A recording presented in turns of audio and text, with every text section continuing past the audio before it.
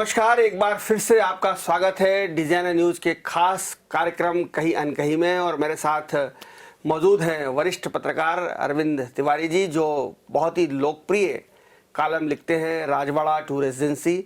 और इस कॉलम में वो तमाम गपशप होती हैं, वो तमाम गॉसिप्स होती हैं, वो तमाम कही और अनकही बातें होती हैं जो सियासत के गलियारे में और बल्लभ भवन के सचिवालय के गलियारे में लगातार चर्चा का विषय रहती हैं, लेकिन कहीं रिकॉर्ड पर नहीं आ पाती। लोग उनको लेकर चटकारे लेते हैं, उनको लेकर खूब बातें बनती हैं, बनाई जाती हैं, सुनाई जाती हैं, कही जाती है, लेकिन वे अस्तित्व में नहीं आ पाती। हम उन्हीं बातों को जो लगभग पूरी तरह से सच होती हैं, उन्हीं बातों को हम यहाँ पर लेकर आते हैं कहीं अनकही कार्यक्रम में। और इस कार्यक्रम की लोकप्रियता इसी बात से है कि जो अरविंद तिवारी जी का एक कॉलम है, ये बहुत ज़्यादा जगह पे पढ़ा जा रहा है सोशल मीडिया पर और तमाम जगह पे देखा जा रहा है।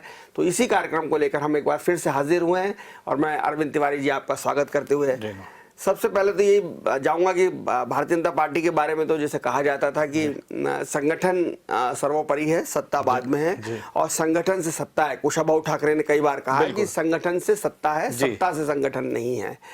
अब लग रहा है कि संगठन का दबदबा मध्य प्रदेश भाजपा में है, चाहे वो सहस्त्रबुद्धे जी हों, चाहे वो सुभाष भगत और वी.डी. शर्मा हो।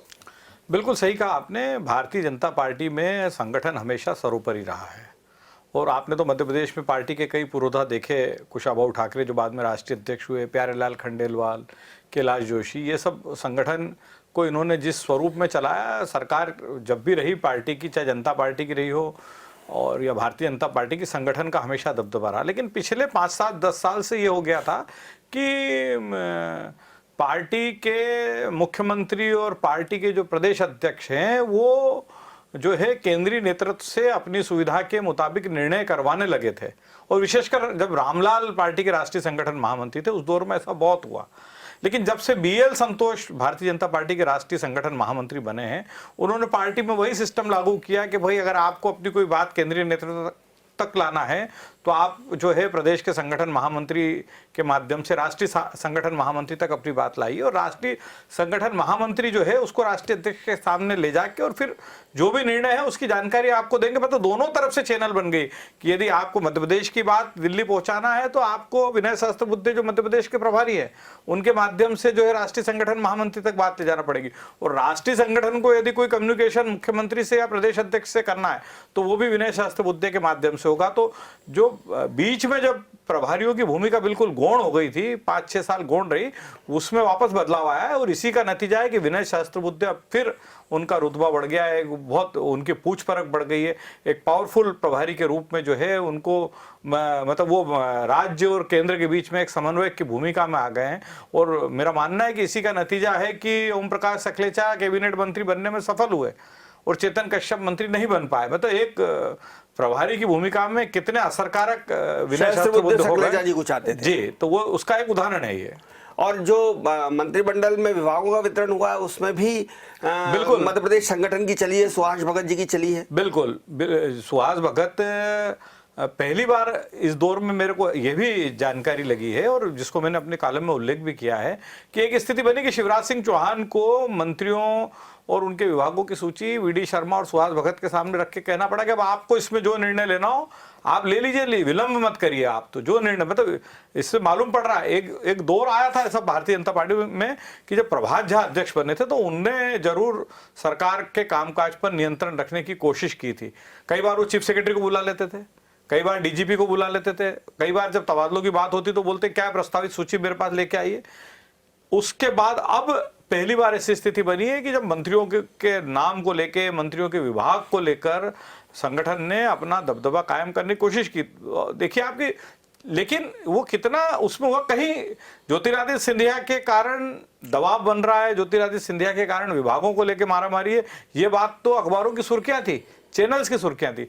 लेकिन वी.डी. शर्मा और सुहास भगत भी इसमें बहुत प्रभावी भूमिका निभा रहे हैं और उन्होंने तीखे तेवर अख्तियार कर रखे, ये बात कहीं सामने ही नहीं आ पाई। और प्रभात जी का वो बड़ा मशहूर जुमला था प्रभात झा का, जब उनको अध्यक्ष पद से वो हटे, उनको दूसरी बार जब अध्यक्ष पद का मौका नहीं मिला तो उन्होंने भारतीय जनता पार्टी के कार्यालय में सार्वजनिक रूप से बैठक को संबोधित करते हुए कहा था कि शिवराज जी ने मेरे हटने वाले मामले को इतना गोपनीय रखा जितना अटल जी ने पोखरण 2 को रखा था। बिल्कुल सही बोला। मध्य प्रदेश में उन्होंने कहा पोखरण 2 हो गया। बिल्कुल बिल्कुल। और अगर एक बात कही जाए कि मंत्रिमंडल का विस्तार हो गया, विभाग बढ़ गए, लेकिन शिवराज जी ने कैलाश जी के साथ बातचीत करते हुए एक दिन पहले ही बता दिया था कि इस बार रमेश को मौका नहीं मिल पा रहा है। बिल्कुल सही है ये कि कैलाश जी बिल्कुल चाहते थे कि रमेश मेंदोला मंत्री बने, और मंत्रिमंडल को के गठन को लेकर महीने 1.5 महीने से जितनी अटकलबाजी चल रही थी उसमें हर स्तर पर रमेश मेंदोला का नाम मंत्री पद के लिए आ रहा था। अखबारों में जितने विश्लेषण आ रहे थे उनमें भी ये कहा जा रहा था कि रमेश मेंदोला हर हालत में मंत्री बनने ही वाले हैं। लेकिन मंत्रिमंडल के गठन के एक दिन पहले शिवराज सिंह चौहान ने शाम को 6 बजे कैलाश विजयवर्गीय को बता दिया था कि रमेश मेंदोला को मैं मंत्री नहीं बना पा रहा हूं। सोशल मीडिया पर रात को 12 बजे तक चलता रहा कि रमेश जी को खबर आ गई है, रमेश जी महाकाल दर्शन के लिए चले गए हैं, रमेश जी कल सुबह भोपाल पहुंच रहे हैं, उज्जैन से भोपाल निकल जाएंगे। लेकिन हकीकत ये थी कि एक दिन पहले शाम को 6 बजे मुख्यमंत्री जो हैं वो कैलाश विजयवर्गीय को बता चुके थे कि रमेश मेंदोला को वो मंत्रिमंडल में नहीं ले पा रहे हैं।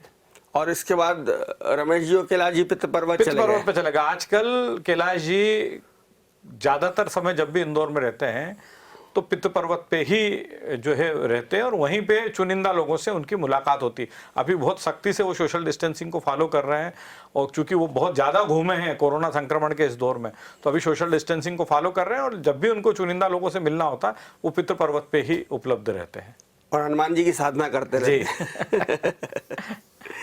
चलिए, एक नया सिलसिला ये भी है कि उपचुनाव होने जा रहे हैं, और हम अगर उपचुनाव की बात करें तो मध्य प्रदेश में जो मालवा की एक सीट है बदनावर जी, वहाँ ऐसा कहा जा रहा है, वैसे कहावत तो ये है कि 1 अनार 100 बीमार, लेकिन बदनावर में कहावत बदल गई है कि 1 अनार 16 बीमार। जी देखिए, दरअसल बदनावर में कांग्रेस में बिल्कुल स्पष्ट विभाजन नजर आ रहा है। बदनावर से जो कांग्रेस के टिकट के 16 स्थानीय दावेदार हैं, उनका कहना है कि हम 16 में से आप किसी को भी चुनाव टिकट दे दीजिए, हम तैयार हैं। और जो बाहर के दावेदार हैं उनका कहना है, बाहर के 2-3 दावेदार हैं, बालमुकुंद गौतम, मनोज गौतम, कुलदीप बुंदेला, इनका कहना है कि स्थानीय व्यक्ति कोई जीत ही नहीं सकता, राज्यवर्धन सिंह को टक्कर दे ही नहीं सकता, आप किसी बाहरी को चुनाव लड़ाइए। लेकिन बाहरी एकजुट नहीं है। अब मजेदार बात यह है कि बदनावर, पिछले दिनों कमलनाथ आए थे तो मैं बदनावर गया था, तो बदनावर के राजनीतिक हलकों में बड़ी विचित्र चर्चा है कि कांग्रेस के टिकट पर जो लोग, कांग्रेस का टिकट जो 16 लोग दावेदार हैं उनमें से ज्यादातर राज्यवर्धन सिंह दत्तीगांव जब कांग्रेस में थे तो उनके बिल्कुल खासम खास थे।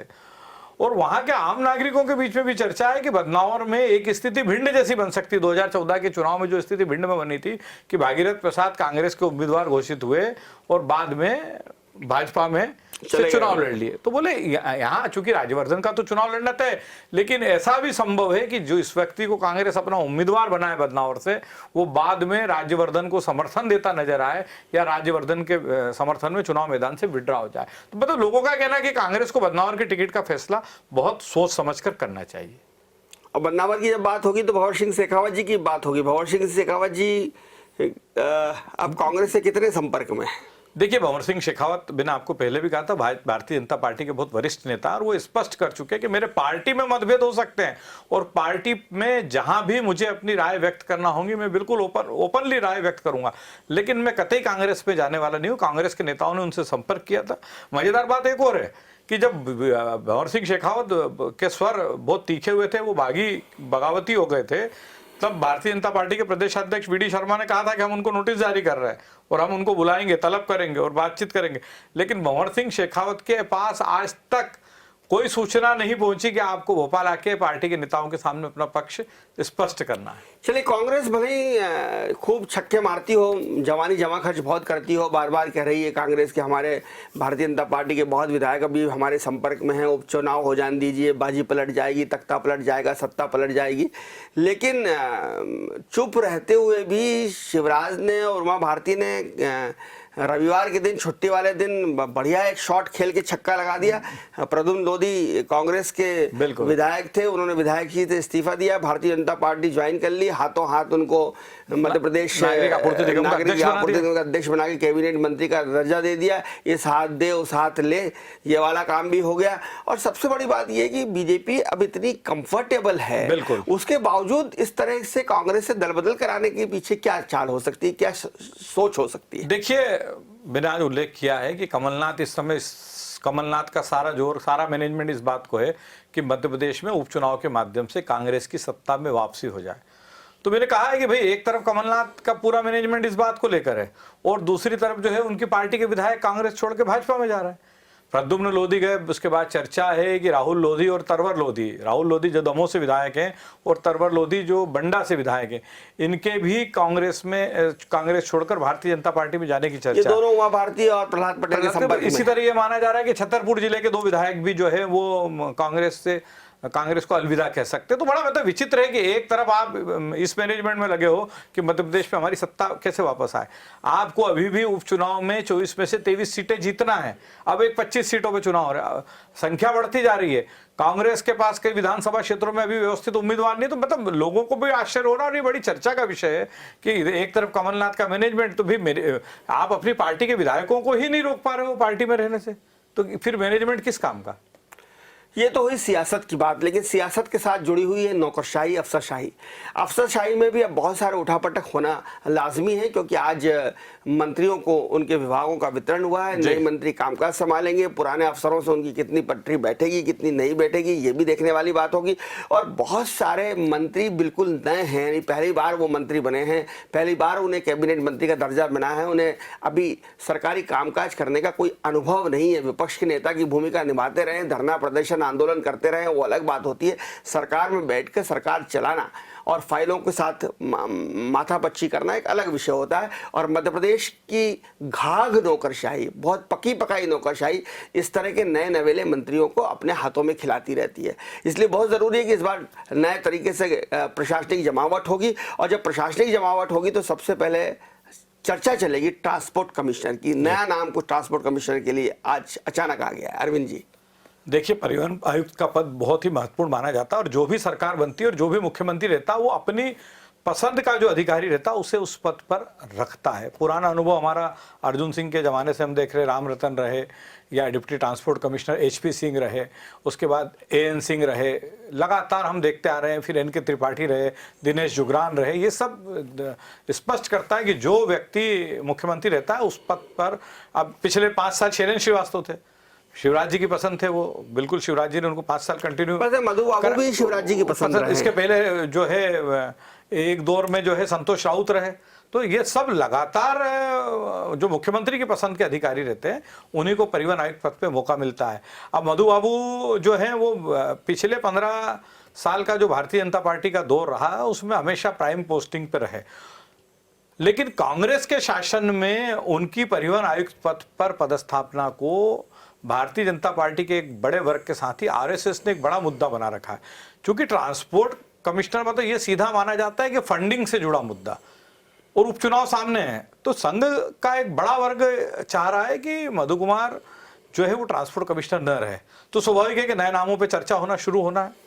तो इसमें जो है उपेंद्र जैन का नाम सबसे प्रमुखता से आ रहा है। उपेंद्र जैन 3-4 साल डिप्टी ट्रांसपोर्ट कमिश्नर रह चुके हैं और बहुत ही तेज तर्रार अधिकारी हैं और ट्रांसपोर्ट के पूरे सिस्टम को, वर्किंग को जानते हो, तो इसलिए सबसे पहला नाम तो उनका अभी, हालांकि वो भोपाल जोन के ADG हैं, हाल ही में पदस्थ हुए, लेकिन ट्रांसपोर्ट कमिश्नर का पद एक ऐसा पद है कि जिसमें सरकार अपने भरोसेमंद अफसर को ही दांव पे लगाती। तो सबसे पहला नाम तो जो है उपेंद्र जैन का है। पवन जैन को अभी जो है सरकार ने स्पेशल DG प्रशिक्षण से संचालक खेल के पद पे पदस्थ किया है। और पवन जैन जो है वो भी बहुत शालीन और सौम्य अधिकारी और मुख्यमंत्री के बड़े भरोसेमंद अधिकारियों में माने जाते हैं। पार्टी का भी एक वर्ग चाहता है कि पवन जैन इस बार परिवहन आयुक्त के रूप में रहे, तो दोनों नाम प्रमुखता से चर्चा में। इसके अलावा अपने स्तर पर कई IPS अधिकारी परिवहन आयुक्त बनने की जोड़ तोड़ में लगे हुए हैं, अलग अलग माध्यमों से जो है वो अप्रोच कर रहे हैं मुख्यमंत्री तक, लेकिन जो नाम सर्वाधिक चर्चा में है वो उपेंद्र जैन और पवन जैन के ही हैं। सचिवालय में कुछ लॉबीज चलती हैं, जैसे IAS में जो लॉबी चलती हैं, पंजाबी लॉबी, ब्राह्मण लॉबी, ठाकुर लॉबी, कायस लॉबी, इन दोनों दक्षिण भारतीय लॉबी भी काफी महत्वपूर्ण हो गई जी। है, और आपने दक्षिण भारतीय लॉबी को लेकर भी कोई कमेंट किया है इस बार अपने कॉलम में? देखिए, दक्षिण भारत की लॉबी हमेशा मध्य प्रदेश की ब्यूरोक्रेसी में बहुत हावी रहती है। दिग्विजय सिंह का दौर हो, तब एम गोपाल कृष्णन का नाम आपने सुना होगा, बहुत पावरफुल हुआ करते थे। बाद में वो पीएमओ में चले गए, हालांकि बहुत काबिल अफसर भी थे वो। उसके बाद शिवराज सिंह चौहान का दौर आया तो जी श्रीनिवास राव, श्रीनिवास वर्मा, मधु कुमार भी उस दौर में, प्रशासन बाबू राव और जो है धर्मा राव, सब लोग बहुत पावरफुल रहे और हमेशा अच्छी पोस्टिंग को एंजॉय किया। कमलनाथ का दौर आया तो उसमें भी जो है एम गोपाल रेड्डी बहुत पावरफुल रहे, और एम गोपाल रेड्डी के शीर्ष पे होने के कारण, मुख्यमंत्री का बहुत नज़दीकी होने के कारण, और चूंकि वो भावी चीफ सेक्रेटरी के रूप में जाने जाते थे, तो साउथ की लॉबी को बहुत प्रोटेक्शन मिला। तो प्रशासनिक हलकों में बड़ी चर्चा है कि इस पिछले 1.5-2 साल में दक्षिण भारतीय लॉबी से जुड़े अफसरों ने मध्य प्रदेश में महत्वपूर्ण पदों पर रहते हुए और मतलब बहुत, जिसको कहा जाए कि काफ़ी फायदे उठाए। और स्वाभाविक है कि दक्षिण का अधिकारी जब मध्य प्रदेश में फायदा उठाता है तो उसको अल्टीमेटली रिटायरमेंट के बाद सेटल तो हैदराबाद में होना है, उसको जो है मद्रास में सेटल होना है, या उसको कहीं तेलंगाना में सेटल होना है, या उसको कहीं कर्नाटक में बेंगलुरु में सेटल होना। तो मध्य ब्यूरोक्रेसी में बड़ी चर्चा है कि मध्य प्रदेश का पैसा जो है पिछले 1.5-2 साल में साउथ में काफ़ी गया। मतलब इसको एक सांकेतिक भाषा में ब्यूरोक्रेसी स्पष्ट कर रही है, तो उनका कहना है कि मध्य प्रदेश का पैसा काफ़ी साउथ में गया। तो ये बात मुख्यमंत्री शिवराज सिंह चौहान तक भी पहुंची है, और जो मेरी जानकारी उसके मुताबिक एक मतलब इस बात की अच्छी खासी चर्चा है कि आखिर वे कौन कौन अफसर थे, क्या एक प्रारंभिक लेवल पे इस पे चर्चा शुरू हुई है। तो चर्चा तो इस पर भी शुरू हो रही है कि जो मुकेश श्रीवास्तव है, उनकी जो पीआर एजेंसी है, उसको भी बहुत बड़ा लेन देन हुआ है। देखिए, मुकेश श्रीवास्तव की पीआर एजेंसी का करीब 40 करोड़ रुपया अभी भी मध्य प्रदेश सरकार के उपक्रम से लेना उनको बाकी है, और श्रीवास्तव ने पिछले 1.5-2 साल में करीब 400-500 करोड़ के काम मध्य प्रदेश माध्यम से कर डाले हैं। अब इस दौर में जो कामकाज हुए तो स्वाभाविक है कि 400-500 करोड़ के काम मध्य प्रदेश माध्यम में लेना मतलब दूसरे वेंडर्स को बिल्कुल साइडलाइन करना, दूसरे वेंडर्स को।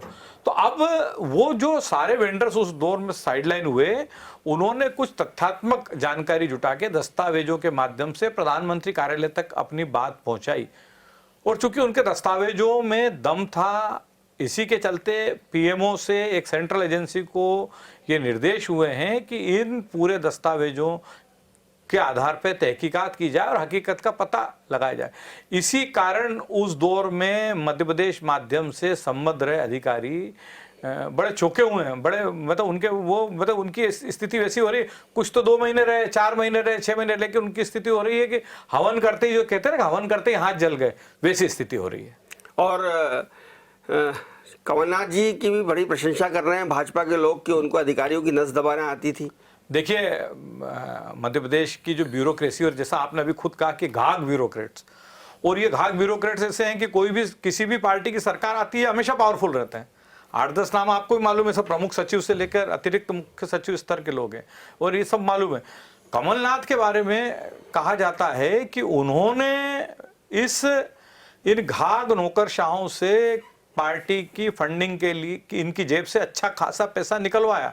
ये आज भी मतलब बड़ा आश्चर्य व्यक्त किया जा रहा है। भारतीय जनता पार्टी के लोग कहते हैं कि इस मामले में हमें कमलनाथ से सीखना चाहिए कि कैसे इन घाघ नौकरशाहों की जेब से उन्होंने पैसा निकलवाया। बहुत धन्यवाद अरविंद तिवारी जी, और देखते रहिए डिजाइनर न्यूज। अगले सप्ताह इसी समय हम फिर लेकर आएंगे कहीं अनकहीं। अभी खबरों का सिलसिला जारी रहेगा, देखते रहिए डिजाइनर न्यूज।